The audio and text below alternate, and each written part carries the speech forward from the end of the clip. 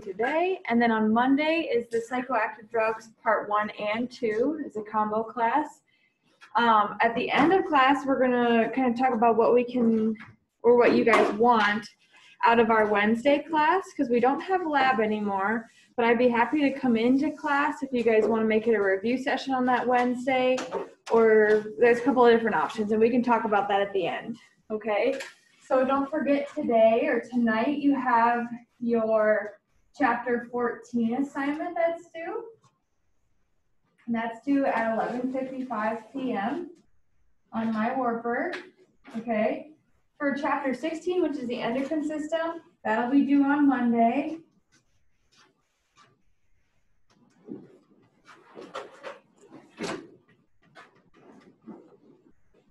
Okay. We will be talking about psychoactive drugs, which is kind of a fun topic. We're going to do part 1 and 2. All right, and there are 2 assignments because it's essentially 2 PowerPoints, but both of those 2 assignments are going to be due on Wednesday so that you can have enough time for some feedback.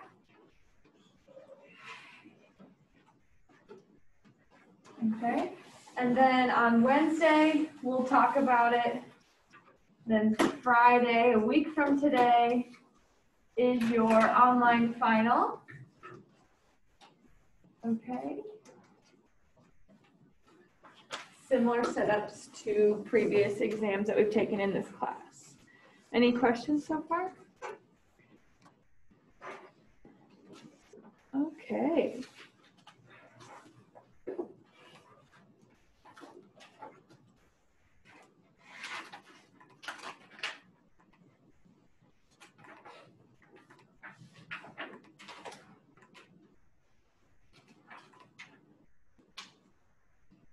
All right, so the endocrine system, this is another organ system. Remember that we know what organ systems are. Organ systems are a group of organs or organ that work together for a common function.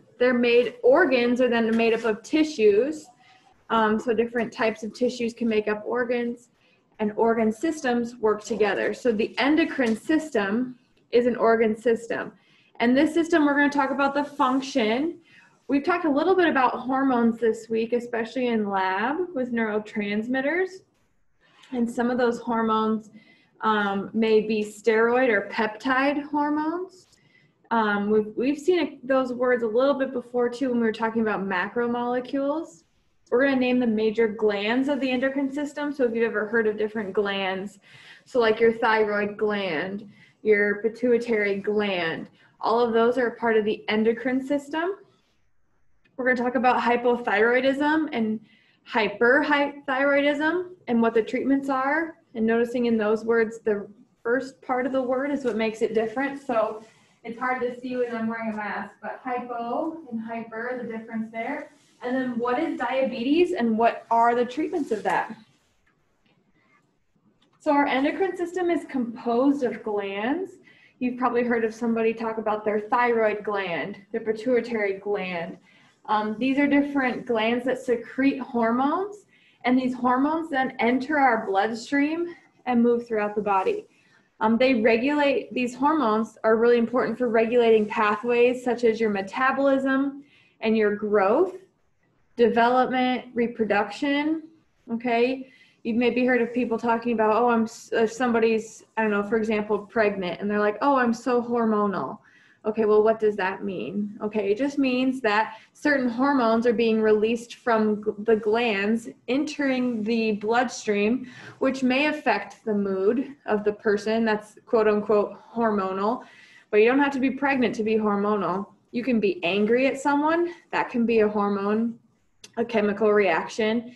You can be really excited. If you've ever been really excited and then you just like start crying about something, maybe you got accepted into Wartburg when you applied here and you just were so excited and you started crying. That's a hormonal response, okay? All of those are just different things that how our body regulates and reacts to our environment. So when you think about metabolism, as we all age and get older, our metabolism slows down Remember, metabolism is a chemical reaction. Remember, we need A to make B, we need B to make C, C to make D, and it's kind of like all the way down. We've done this before. Kind of a pathway. I could keep going, but I'm not going to write all those letters, okay? And so this is a reactant, and this is a product, but then this is also a reactant to make the next product, and so on. And this is some sort of chemical reaction. RxN stands for reaction, okay? So what this means is if you want to apply it to your real life, say you wanted to eat a snack after class today, okay? You were hungry, maybe you went for a bag of pretzels or gluten-free pretzels if you're gluten-free, okay? So you intake these pretzels and your body uses the nutrients in the pretzels to break it down. There's going to be some carbs in those pretzels. There's going to be some salt, and your body wants to use those. And the way it does that is breaking it down through the chemical reaction. The reason it does that is because we want the energy from the pretzels. Most of the time you're having a snack because you're hungry, or at least I would hope so. And that breakdown, or the rate in which it breaks it down, is called your metabolism. Now, as you get older, your metabolism slows down a little bit. So people sometimes in older age complain about gaining weight. That's just because you may be eating the same amount of food that you were when you were 20, but now your body breaks it down a little bit slower, as opposed to maybe when you were like 13 years old and you could go to Pancheros and eat a whole burrito, and then you could go over to Cold Stone and eat a large ice cream, and you're like, I'm fine, right? When you were 13 years old. But as we get older, our metabolism changes. Metabolism is controlled by hormones. Okay, so the rate in which hormones are released. You can also think of it as growth, okay?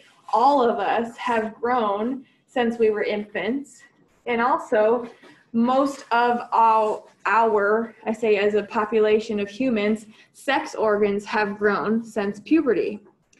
That is also controlled by hormones, okay? Development, reproduction, those are also some that you can think of. Thinking of either a development from like a zygote to an embryo, all of that is regulated by hormones that the mother is giving the fetus.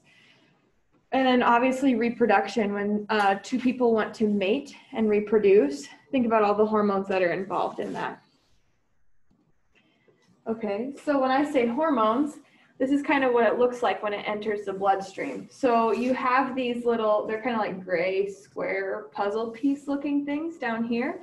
Those are the hormones, and they have different receptors that are on the outside of target cells and non-target cells. That's what those little kind of orange triangle looking things are right here. And when the puzzle pieces come together, there's a chemical reaction.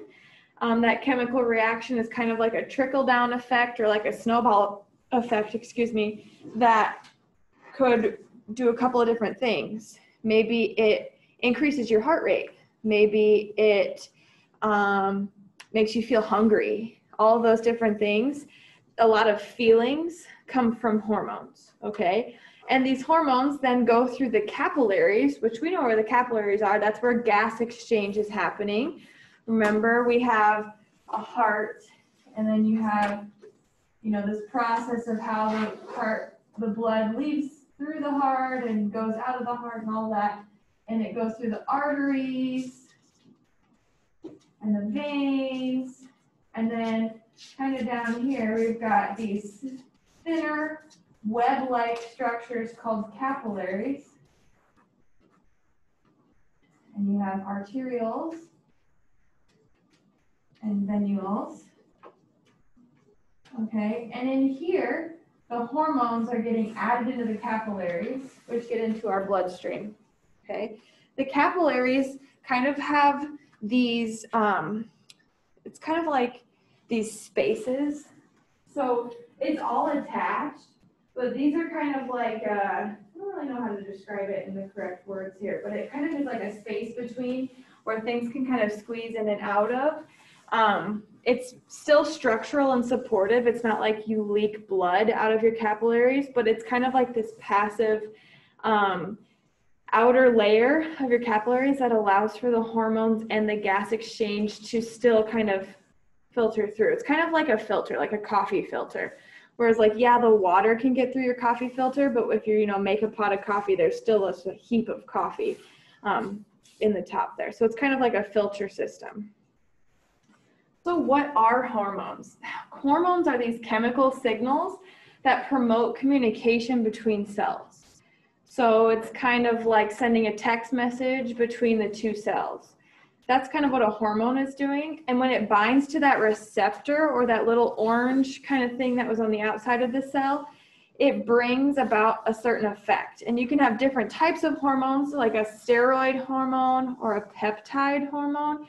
And we'll talk about what those mean. But essentially, when the puzzle pieces fit together, the change in shape allows for the chemical reaction to happen within the cell, and then it communicates to the next cell and the next cell, and the hormones are released into the bloodstream. So here's another picture of that. This is an action of a steroid hormone. Okay, so we've heard of steroids before. Steroids are proteins, or lipids, excuse me, and they're lipid soluble and derived from cholesterol. So if something is lipid soluble, it means it dissolves in lipids or fats. It's derived from cholesterol. The steroid hormone then binds to the receptors on the outside of the target cell nucleus. Okay, so let's get a little kind of spacing, like where are we at right now? So here's that phospholipid bilayer that we talked a lot about at the beginning of our class here. Remember, it has these fatty acid tails and these phosphate heads. This is what makes the outside of our cell. So this is the outside of the cell. This is the inside of the cell. Here's the nucleus. Remember, the nucleus contains DNA. Our DNA is important because it codes for RNA, which then makes proteins. Proteins are in charge of all the functions of our body. Okay? So it says the hormone diffuses through the plasma membrane because it's lipid soluble. These are lipids. So the protein, or the steroid hormone, can go through this because it can be dissolved through lipids or fats. Okay? And then it happens to bind to the receptor inside the nucleus. This kind of looks like Pac-Man.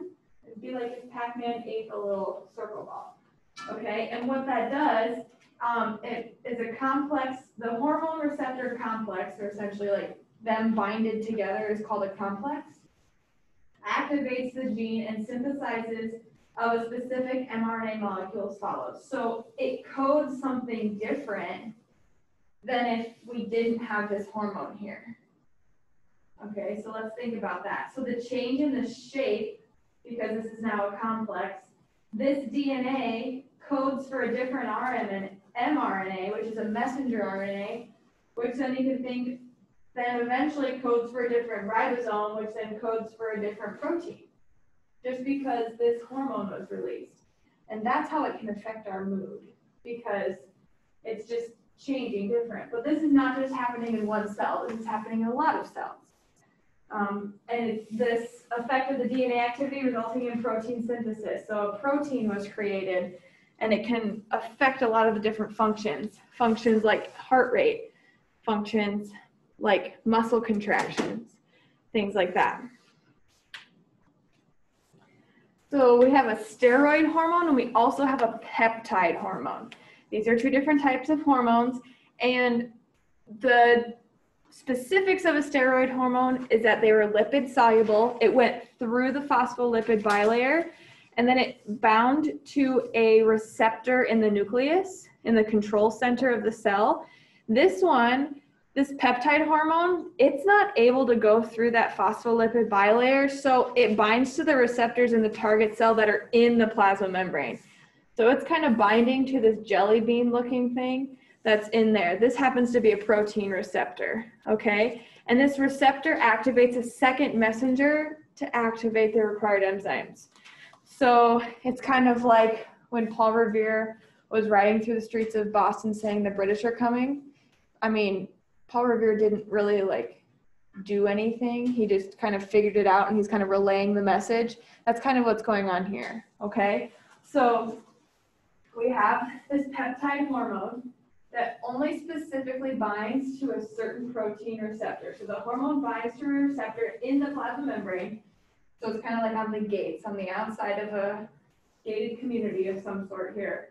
And then because of this, it binds, oh, I can't really read that up here, to the activation of the enzyme that changes ATP into AMP. Okay, so that what those are right there, I'll just write that here so you can see that better.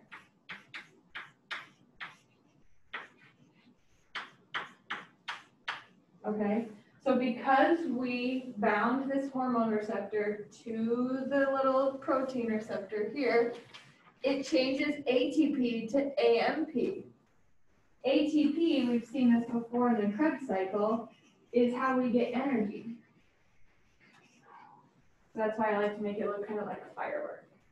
Kind of how we fire up, how we get energy out of our cells. Okay, and then because we have AMP, it activates an enzyme cascade. So if you've ever heard the word cascade, it kind of means like that snowball effect, like one thing happens and the next thing happens and the next thing happens. That's what's going on here. Okay, so because of this, then there's like these enzymes that are communicating. Okay, we've seen this word before, enzymes. Okay, what do enzymes do? They lower the activation energy.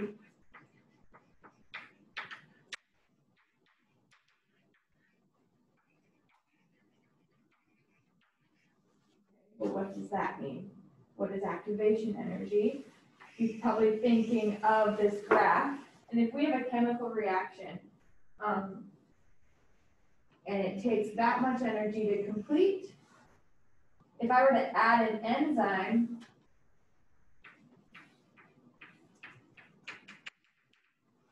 I can get from point A to point B with less energy. Because if this is energy,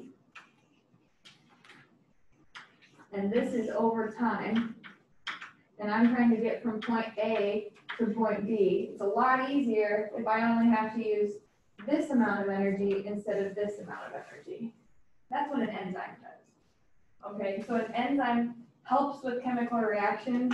You can also, it's not necessarily that they speed them along, because look at, we completed this in the same amount of time, because this is time, but we used less energy, which is more efficient because our cells want to use less energy. So we have this enzyme cascade, or this enzyme snowball effect, kind of rolling down the hill.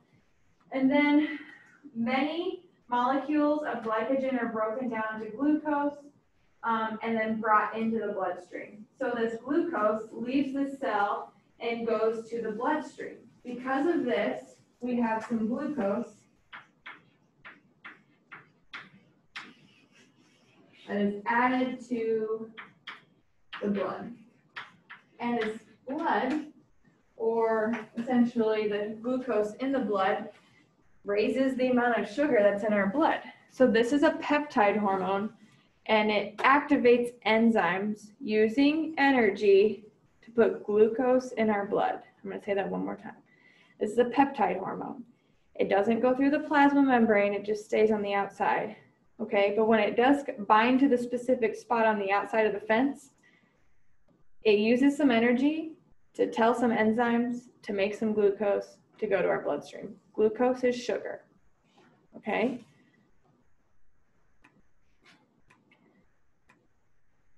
All right, so now that we know kind of like the chemistry behind it, we're gonna talk about like what's going on. So this is a picture, I believe, that's in your book, okay? And this is breaking down the endocrine system. Okay, some of the glands that you've maybe have heard of before. So now we're thinking a little bit bigger picture, some of these organs that are in the endocrine system. You have the hypothalamus, you have your pituitary gland, your parathyroid and your thyroid, your thymus, your pancreas, your gonads, your adrenal gland. All of these are examples of organs in the endocrine system. Okay, let's pause. So on your final exam, maybe a question that kind of ties in a lot of chapters together would be to possibly match the organs that match with the organ system. Okay, notice how I didn't say that the esophagus was a part of this system. I didn't say the lungs were a part of this system. The endocrine system deals with glands. So these are like the hypothalamus, pituitary gland, and thyroid gland. So maybe the exam question would say, okay, match the endocrine system to its organs. And then you hit a drop-down menu. Man, I'm just giving you guys a lot of clues here. Thanks for showing up today. And then it'll be like lungs, trachea, oh, no, that's not it. Esophagus and stomach. Oh, nope, that's not it either. Oh, pituitary and the hypothalamus. Oh, that's right. And then you'd select it and you'd match it. And then you go on to the next organ system and it'll say respiratory, et cetera, et cetera. And then you're like, oh, that one was the lungs. You guys following me so far? Cool. Okay, so this is a good slide. It's also in your book to refer back to. Okay, so let's break down what these different glands do. You've maybe heard of some of these and you maybe haven't heard of some of these. I like this picture because it also shows you the location and not just the function. So your hypothalamus, this is releasing and inhibiting hormones that regulate the anterior pituitary gland. Okay, so let's go down and talk about our pituitary gland, which is right below that. This is working with the thyroid and it's working with the egg and sperm production. When most people think of hormones, they think of like your reproductive systems, like the estrogen and the testosterone. Those are hormones, right? But it goes a little bit further into that. So your pituitary gland can also, in females, do milk production in mammals. It can do the GH hormone, which is bone growth and protein synthesis and cell division. Well, that's important, right? Regardless of sex. Bone growth, protein synthesis, cell division, that's great. We need that all the time, okay? Then you have your thyroid. A lot of people, I wouldn't say a lot of people, but it's common to get your thyroid levels checked. And we'll talk about that in a couple of slides as well. Your thyroid has a lot to do with your metabolism or your metabolic rate, how fast and how efficient your body breaks down for nutrients and food. It can also keep the calcium level in your blood at an efficient rate. So that's important. Calcium is important for your strong bones and teeth, like you probably grew up when your parents told you that. But calcium is also really important for muscle contraction. So having enough calcium in the bloodstream can help for muscle. That's also why after a workout, people recommend that you like have a glass of chocolate milk. It has, or I guess a milk alternative if you're dairy free, but it has a good carb and protein ratio, but it also has calcium in it, which can help repair some of your muscles just as much as protein can, which is important.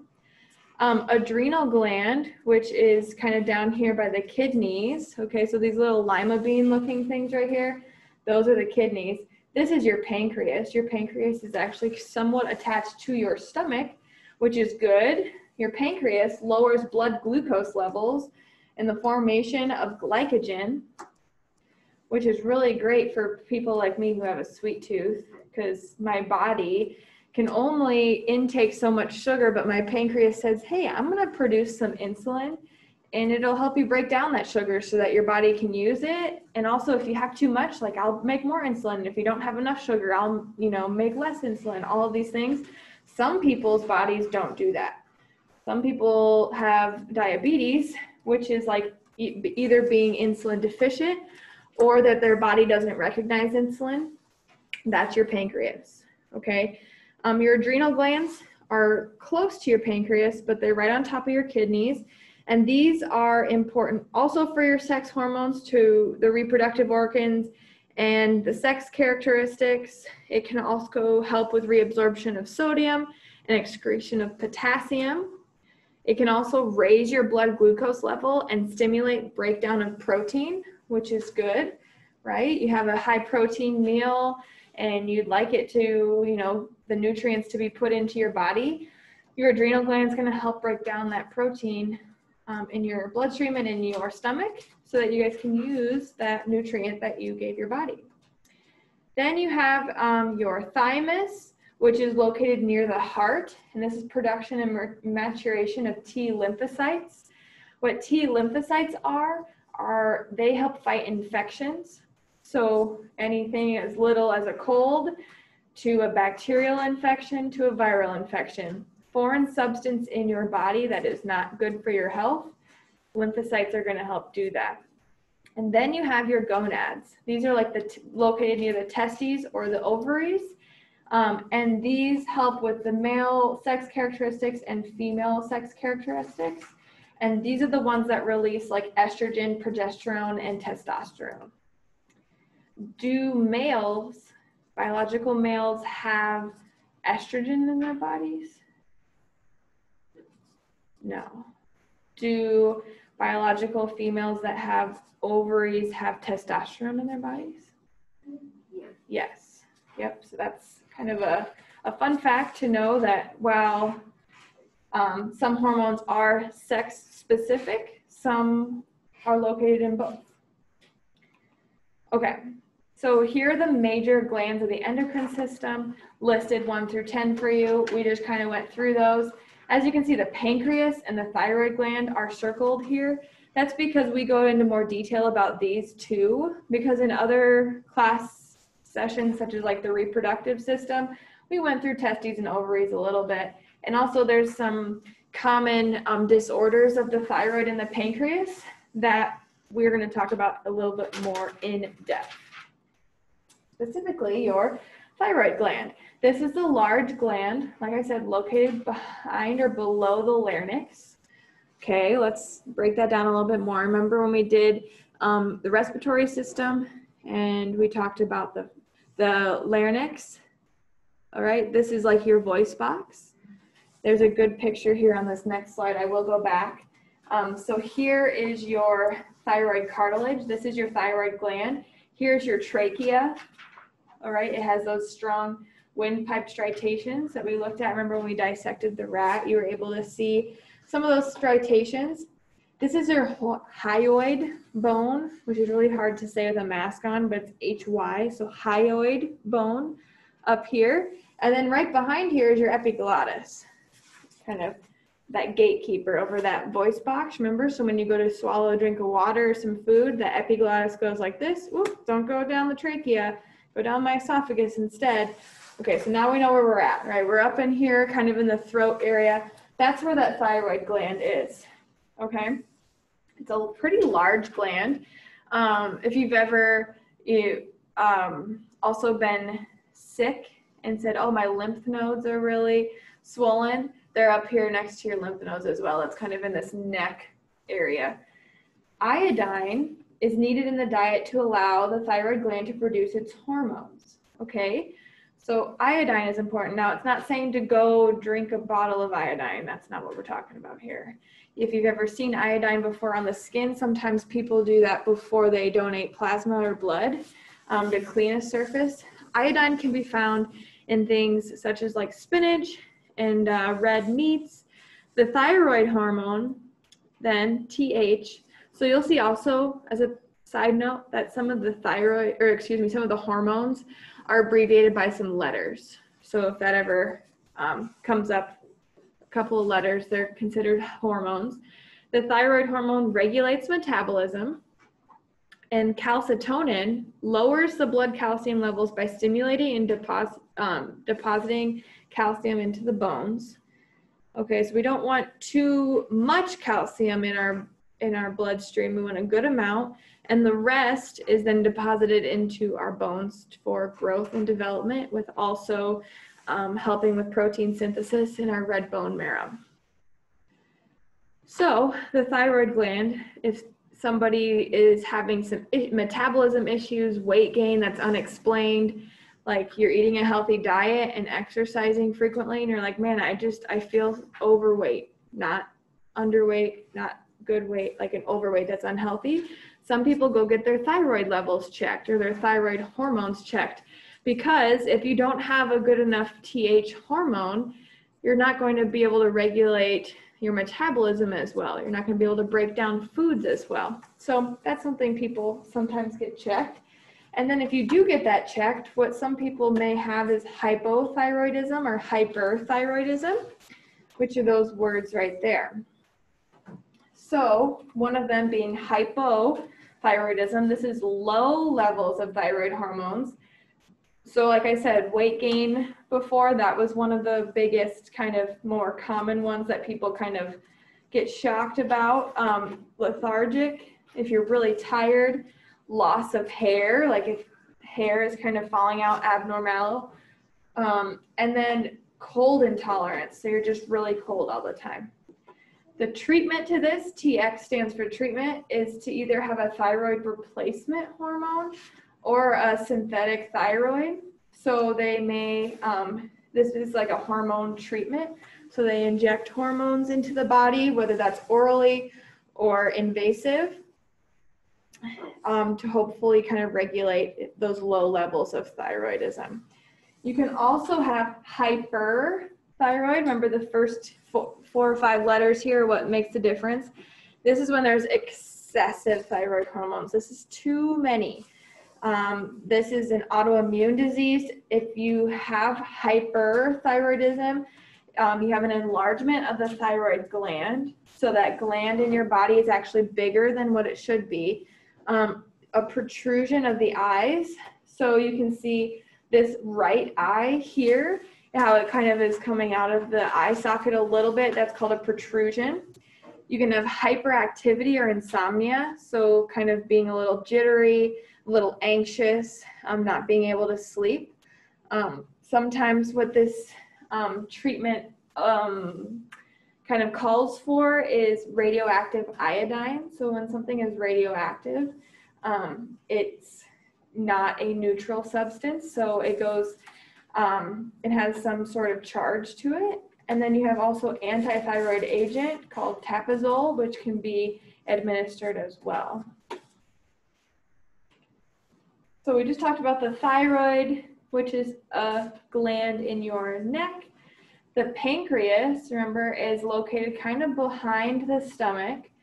It's made up of pancreatic islets, which are alpha and beta cells. This is really important for the production of insulin and also the production of glucagon. And insulin is important for when blood glucose levels are high. It stimulates the uptake of glucose by the cells, okay? So if somebody ever has, if you've probably experienced some sort of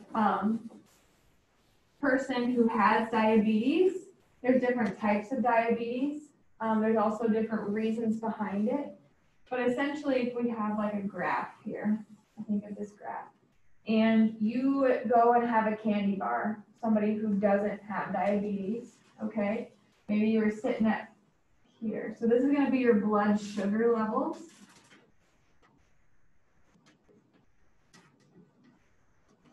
And this is how much sugar is in your blood. Okay, you're sitting right here. This is over time. Okay, and then you go have a candy bar. You had a Snickers because you're a diva when you're hungry, right? So we shoot up in the sugar department. We got chocolate, some caramel. Hopefully I'm not making anybody too hungry here, okay? And a body that can develop insulin then can recognize at a certain level of blood sugar ratio that we need to produce some insulin now. Okay, this insulin helps with the uptake of that glucose, and then over time, it tears off. Or and gets back down to somewhat normal because of the insulin, okay? You've also maybe heard of somebody saying, man, I have low blood sugar, like I didn't eat breakfast this morning and I'm crabby or I'm irritable or I need some food, right? Most healthy bodies then can also release something called glucagon. Glucagon. Glucagon. Okay. It can recognize when there's low sugar. So this is like a Snickers example. You ate something that had sugar in it that's going to spike your blood sugar. Insulin brings you back down. Glucagon is secreted when the blood glucose level is low. So it recognizes it when it's down here, which is different than insulin. Remember, insulin recognized it when it was up here on the top. And it stimulates the breakdown of glycogen. So then it can stimulate glycogen here. This is also the blood sugar levels. So that's why there's different types of diabetes, okay? There's type 1 and type 2, and we'll talk about that here in a second. And it's also why some people who have diabetes they need to carry like snacks around with them, like a juice box or a granola bar, something that's gonna help with their sugar levels. Where some people who have diabetes need to reduce the amount of sugar that they're eating. They need to eat more healthy and whole foods. So there's different types of diabetes because it could be a deficiency in either. It could be a deficiency of the insulin production, or it could be a deficiency in the glucagon department. Okay, so yes, ma'am? So what happens if you eat something and then your blood sugar level goes high, your body produces insulin and it goes back down really high? What happens if your body doesn't produce enough? Yeah, so that's what we'll talk about here in a second with diabetes. So then you can imagine with your question, so you're here and you eat a Snickers bar and it just doesn't go down. And so what that does is there's too much sugar in your blood. Your heart rate may increase and work too hard. You're also not able to break it down, so it also can increase fat storage over time. So it's kind of not a really good situation over a long period of time. So it makes your heart work harder than you have to. It increases fat storage because your body's not able to break it down. And any nutrients that your body can't break down goes into fat storage to help insulate and protect. So yeah, that's kind of what happens when insulin's not working. And then because your heart is working harder than it can or it needs to, it kind of trickles down to a lot of other effects, such as like heart attack, stroke, high blood pressure, things like that. Did I answer your question? Yeah. Okay. So stimulus. So here's a picture of your pancreas. And then here's some alpha and beta cells that we were talking about before. You don't really need to know exactly what an alpha and beta cell is. Just know that there's some different types of cells, okay? We have glucagon and we have insulin. Glucagon and insulin. So here's essentially the same example that I just kind of wrote on the board in graph form, but in like graphics and words, if that'll help you a little bit. Oops. So what we have here is an increase in blood glucose. So we just had a candy bar or a cheeseburger or something that's going to have a lot of sugar in it, and our body needs to recognize that. So our body doesn't use alpha cells and glucagon because our blood sugars are high. It uses beta cells and it produces insulin. And what this does is the body's cells, especially in the muscle and the adipose tissue, take up and use more glucose. The cells in the skeletal muscle and liver store glucose in the form of glycogen.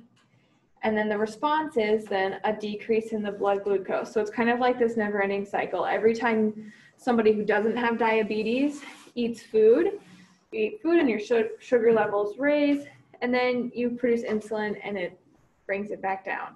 It's also, if you've ever heard of like a sugar crash, like if you give a bunch of candy to some kids, it doesn't necessarily make them hyper. It just, sugar can just give you more energy. It's not like a hyper thing, but think about it. After Halloween, bunch of kids, they're eating some candy, or I guess we can too, that's fine. And all of a sudden they crash, like 2 to 3 hours later, they get all this sugar, now they don't have a bunch of sugar at all. That's because the insulin took up all this blood sugar and then it crashed it really quick because the insulin was working well. Okay, they also have the opposite here, which is the decrease in blood glucose. So that's when, you haven't had breakfast or lunch and you're hungry and you just haven't had enough sugar or carbs in your diet. your body doesn't just shut down. I mean, it will after a while, but what it first does is it uses alpha cells to produce glucagon, which then releases that glycogen that we made over here that was stored in your liver. It uses that glycogen and releases the glucose monomers that enter the blood. What results here is an increase in the blood glucose. So these processes are kind of opposite, but they work together just a little bit.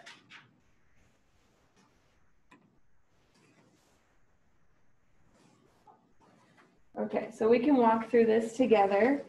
It's how the pancreatic cells respond to the blood glucose levels. So the first one says, insulin increases following a meal. So you just ate a salad and some pasta. That sounds really yummy. Secreted by B cells when plasma glucose is, so that would be insulin is released when the glucose is high.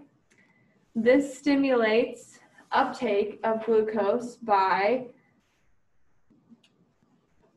which type of cells? It'd be beta cells, which is not super important for us. Results in plasma glucose levels decreasing. The glucagon, which was the second one here on the right, increases during the night. So like when you're sleeping, that's why they also say when you wake up to eat breakfast. Well, what breakfast stands for is you break the fast.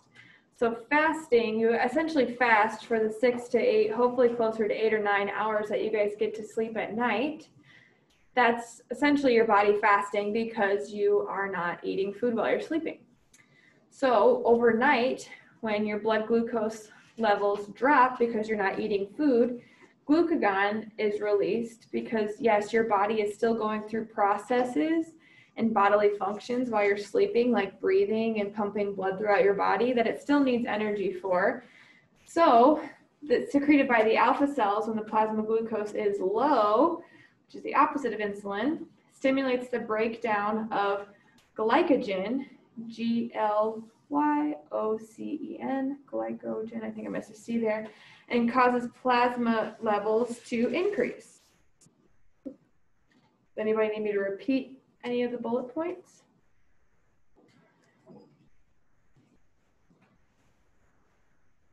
All right, that's a good slide to refer back to. If you get a little confused, you can always go through those blanks by yourself without looking at the answers. Okay, so we have the pancreas is involved in diabetes. I talked about the different types of diabetes. There's type 1 and type 2. There's a statistic down here at the bottom of the slide that says 29.1 million people in the U.S. have diabetes, or about 9.3% of all people in the U.S. have diabetes. And then another 8.1 million, or 27.8% of people who have diabetes don't know it. So what is diabetes? This is the inability to control the blood glucose levels. It occurs when the body does not make insulin or its cells do not respond to it. So there's two sides to it. The body could just outright not make insulin, which is not good, right? Because we just showed that up here. If you don't have insulin, it won't help your blood sugar levels go down after you eat a normal meal. And I'm not talking just candy bars. I'm talking about anything you eat, even if it's the healthiest thing on the planet. It can damage organs throughout the body. So you've maybe also had experience with people who have diabetes who can't fight off infections as well in their bodies and may have to get parts of their body amputated because of that. Does anybody kind of know what I'm talking about? Anybody worked in healthcare before?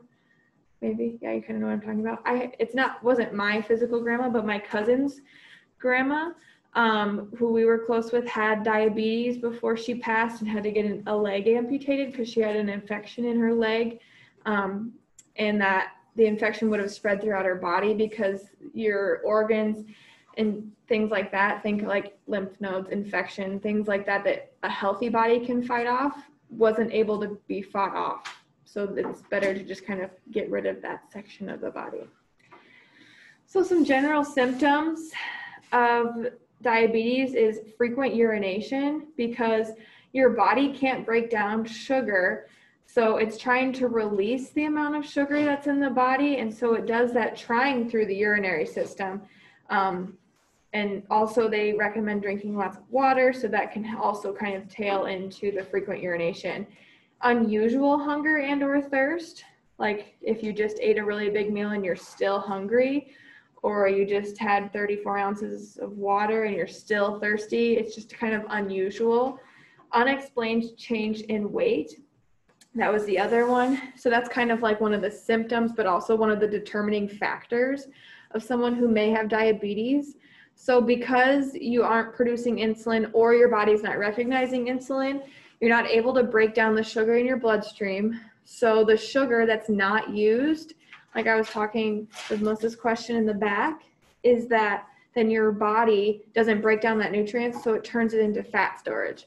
So this is kind of like an unexplained change in weight, like a drastic change in weight, like a lot more unhealthy fat. Blurred vision, so affecting your eyesight.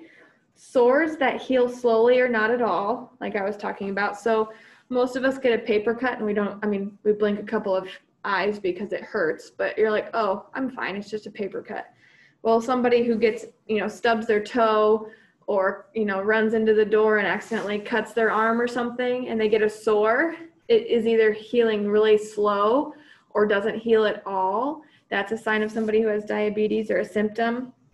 And then just an excessive amount of fatigue. I know that we all have excessive amounts of fatigue, but this is like different than that. Okay, here's some other signs of diabetes. A couple of graphic pics, sorry if you don't like that. So you can see some kind of folds in the skin, some infections, some pooling of blood or some bruising in the legs and feet. So these are just infections that just won't go away. And those are the cases where sometimes amputee would be a good option. Okay, so what are we looking at here? So if you're to diagnose diabetes, what they look for is they most likely would have you fast for a little bit, so not eating food, and then recognizing what your blood glucose levels are when you're not eating food. They also take a random glucose sample, like in the middle of the day. They'd have you come back at 1 o'clock after you eat lunch or something to see what your blood glucose levels are. And then an A1C to have about 6.5%. So understanding the different types of diabetes. So you maybe heard of somebody having type 1 or type 2 diabetes.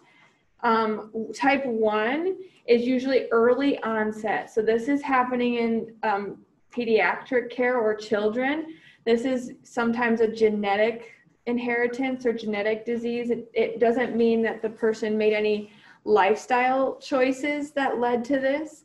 It's an autoimmune disorder where those pancreatic cells, those alpha and beta cells that we talked about, are attacked and destroyed, and they just cannot produce insulin. This is about 5% of all diabetics that have type 1.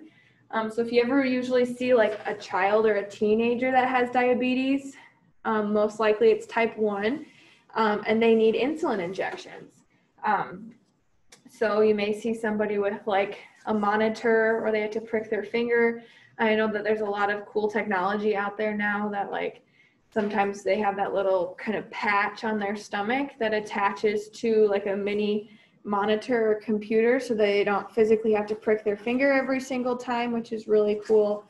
Then we have the opposite of type 1, which is type 2. And this tends to be in the obese and sedentary lifestyle choices.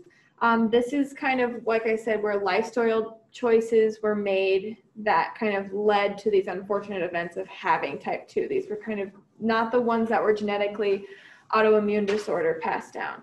This is where the target cells do not respond to insulin. So they kind of become insulin resistant. And this is the most common type. It says that 1 out of 4 people over the age of 65 are diagnosed with type 2 diabetes. That's a lot of people. That's 25%. So why is that? With kind of our culture, especially in the United States, with the whole like, oh, bigger fast food, things like that. We want immediate impact. We want the largest soda that they have, the biggest French fries, all those things, okay? You'll see in other countries that portion sizes are a lot different than they are in the United States. So how can this happen? So with an obese and a sedentary lifestyle, meaning just not active, and it doesn't mean you have to like be some extreme athlete. It just means like not going on walks frequently, not standing up frequently, things like that. A lot of desk sitting or watching a lot of TV, just not moving and being an active lifestyle. So what happens is because there's a lot of insulin being produced, so a lot of high sugar diet, and sugar is not just candy. So let's kind of think about that for a little bit. It can also be carb related. So because glucose is a carbohydrate, there's different types of carbs. There's the simple carbs and the more complex carbs. We've talked about that. And so it can be from eating a lot of breads and sugars that your body just isn't breaking down as well eventually, especially if you're insulin resistant. And then it increases the fat storage in your body because it can't break it down. Because of that, it usually is kind of a trickle-down effect. The person becomes more sedentary. And because of that, it just kind of keeps going down towards type 2 diabetes. Now, type 2 diabetes can also sometimes be changed, whereas type 1, they pretty much have to live with it for a majority of their life, where type 2, through exercise and a healthy diet, can sometimes be reversed. So like I said, the treatment of type 2 diabetes is exercise. They usually say like 5 to 10% weight loss. So this is like 10 or 20 pounds for a person who's about 200. It doesn't say that 200 is overweight. That's just an example. Better than most meds is that exercise. And then this medicine called metformin can decrease that insulin resistance. And if the initial A1C is lower than 9%, that's kind of what they're hoping for with the amount of insulin. So some complications of diabetes, we looked at those pictures and you could see that, but some things like with your eyes and skin, your digestive system, specifically with your eyes, it can change the lens shape and vision and damage the blood vessels around the retina. It can also cause blindness, which is unfortunate. The skin is more susceptible to bacterial and fungal infections, patches of discoloration, and thickening of the skin of the back of the hands and neck. We saw a picture of that as well. The digestive system, it can lead to gum disease. So the kind of example I give with that is, if somebody eats a lot of high sugary foods and doesn't brush their teeth, they're more susceptible to gum disease. But even if like the person is eating a high sugar diet and brushing their teeth, that's kind of the example I give. It's just there's too much sugar in the system, so it can lead to gum disease. It can lead to delayed stomach emptying that causes heartburn, nausea, and vomiting. So because you're not processing sugars in an effective way, the stomach is not emptying into the small and large intestine like it would for a healthy individual. So because there's kind of like a pooling in the stomach, that can cause some heartburn, some nausea, some vomiting. The increase of the kidney disease and failure, which kind of makes sense as well, because your kidneys are really important in the urinary system. And if you're using your kidneys too much, it can cause failure. The heart and blood vessels, so you're at an increased, I say you as the hypothetical person, increased risk of heart attack and stroke and high blood pressure and osteosclerosis. We've talked about those before. So a heart attack and osteosclerosis and stroke kind of all go together. Those are the blockages of the blood vessels, and also high blood pressure. So high blood pressure would be like your heart is working harder than it has to, maybe because it's moving around extra weight that's unnecessarily more for your body than it needs.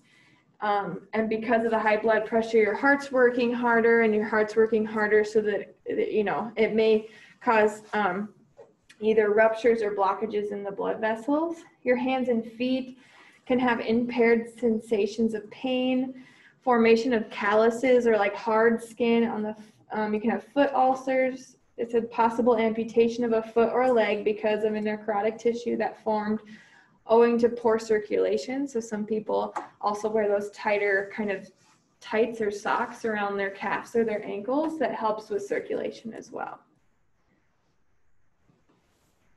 So to wrap it all up, we have the functions of the endocrine system. So the endocrine system, they're all of our glands. They're important for hormones. These hormones get entered into our bloodstream. They can affect our mood. They can affect the amount of sugar that's in our bloodstream. They can, work with metabolism, growth and development, reproduction, all of those things. Hormones can either be peptide or steroid, and we compared and contrasted those. The main points of comparing and contrasting of steroids and peptides were that where they were received, essentially. So remember, steroids, they were received in the nucleus, and peptides were received on the plasma membrane on the outside of the cell.